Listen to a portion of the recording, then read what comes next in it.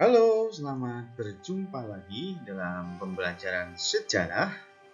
Salam sejarah, salam sehat.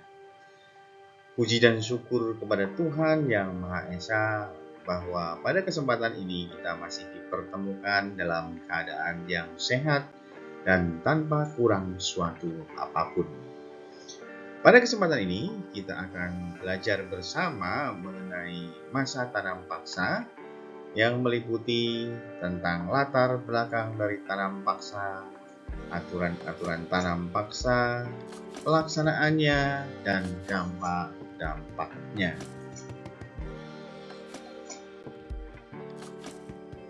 Namun sebelumnya kita coba melihat bagaimana biografi dari Van den Bosch yang menjadi arsitek dari sistem tanam paksa ini.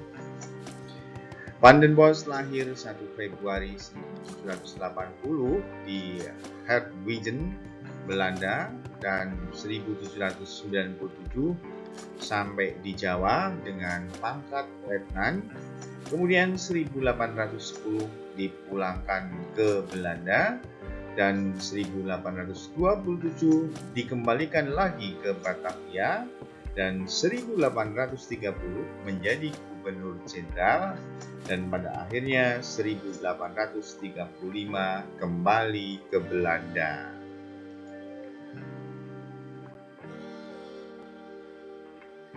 Selama menjabat sebagai orang kepercayaan dari Napoleon, Van den Bosch mempunyai karir sebagai gubernur jenderal Belanda, Hindia Belanda dari tahun 1830 sampai 1834. Kemudian menjadi komandan Genil tahun 1830 sampai 1831. Lalu menjadi Menteri Tanah Jajahan dari tahun 1834 sampai 1840. Yang menjadi latar belakang adanya politik kolonial tanam paksa adalah yang pertama, kosongnya kas negara. Kosongnya kas negara ini disebabkan karena yang pertama, Perang Diponegoro yang berlangsung tahun 1825 sampai dengan 1830. Perang ini menghabiskan dana 20 juta gulden. Dan kemudian penyebab dari kosongnya kas negara yang kedua adalah karena adanya perang kemerdekaan Belgia, di mana Belgia ingin memisahkan diri dari Belanda.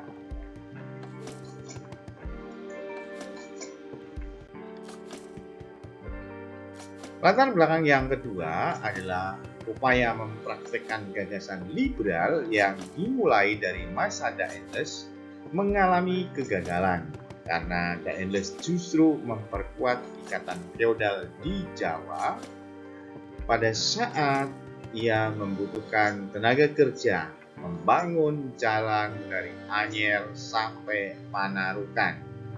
Di sini Daendels membutuhkan kekuatan bupati untuk menggerakkan masyarakat. Dan kembali Daendels justru malah memperkuat ikatan feodal.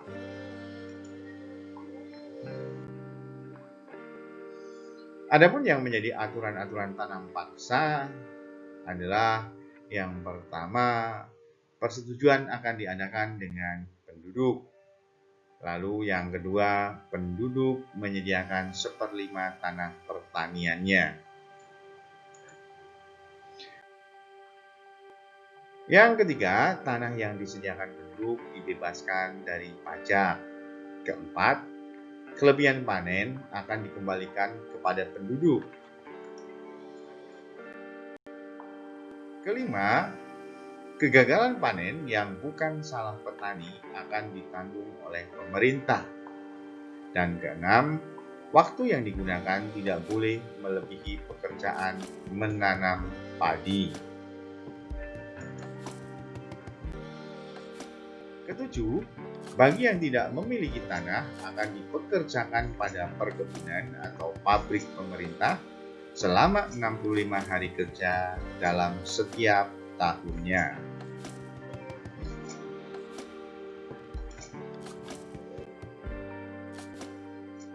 Bagaimana pelaksanaan tanam paksa? Dalam pelaksanaan tanam paksa nanti akan banyak menyimpang dari aturan-aturan yang sudah ditetapkan. Penyimpangan ini disebabkan karena pemerintah kolonial Hindia Belanda memberikan yang namanya kultur prosenten yang merupakan fee kepada para mandor yang menjadi pengawas dari pelaksanaan tanam paksa. Adapun pelaksanaan penyimpangan dari tanam paksa antara lain adalah: pertama, perjanjian tersebut seharusnya dilakukan dengan sukarela, akan tetapi dalam pelaksanaannya dilakukan dengan cara paksa. Kemudian yang kedua dari penyimpangannya adalah luas tanah yang disediakan penduduk lebih dari 1/5 tanah mereka. Kegagalan panen. Yang ketiga, kegagalan panen menjadi tanggung jawab petani. Yang keempat, pengerjaan tanaman ekspor seringkali jauh melebihi pengerjaan tanaman padi. Yang kelima, wajib kerja melebihi 65 hari kerja per tahunnya. Yang keenam, pajak tanah masih dikenakan pada tanah yang digunakan untuk proyek tanam paksa. Dan yang ketujuh, kelebihan hasil panen setelah diperhitungkan dengan pajak tidak dikembalikan kepada petani.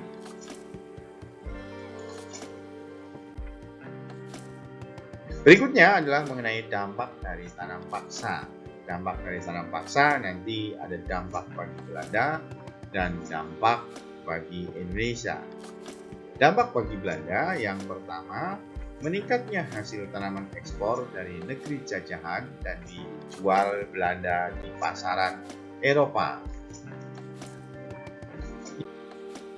Yang kedua, perusahaan pelayaran Belanda yang semula kembang-kempis pada masa tanam paksa mendapat keuntungan yang sangat besar. Yang ketiga, Belanda mendapatkan keuntungan batik slot yang sangat besar.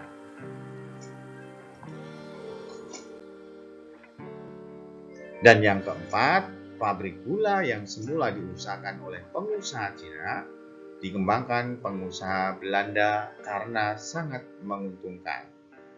Dan dari keuntungan-keuntungan yang didapatkan oleh Belanda dari sistem tanam paksa yang dilaksanakan di Indonesia, pada akhirnya nanti Belanda akan mampu melunasi seluruh hutang-hutangnya, dan kemudian sisanya Belanda mampu membuat dam-dam yang menjadi pelindung bagi kota-kota atau wilayahnya yang berada di bawah permukaan air laut, sehingga kota-kota dan wilayahnya yang ada di bawah permukaan air laut terhindar dari banjir rob.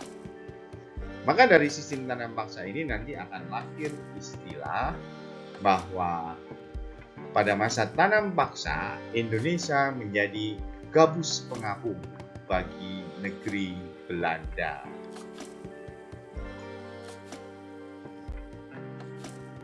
Adapun dampak bagi Indonesia terbagi atas dampak negatif dan dampak positif. Dampak negatifnya yang pertama tentunya adalah kemiskinan, yang kedua kelaparan, yang ketiga kematian, yang keempat kegagalan panen, kelima beban pajak yang tinggi, 6 jumlah penduduk Indonesia berkurang. Sedangkan dampak positifnya adalah yang pertama, rakyat Indonesia mengenal teknik menanam jenis-jenis tanaman baru. Yang kedua, rakyat Indonesia mulai mengenal tanaman dagang yang berorientasi ekspor.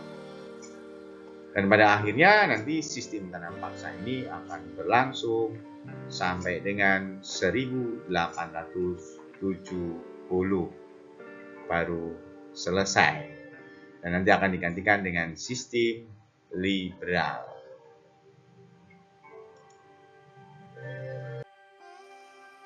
Demikian mengenai pembelajaran masa tanam paksa di Indonesia. Semoga pembelajaran ini bisa membantu kalian untuk belajar dan semakin mengerti, memahami tentang materi-materi sejarah. Terima kasih, salam sehat, salam sejarah.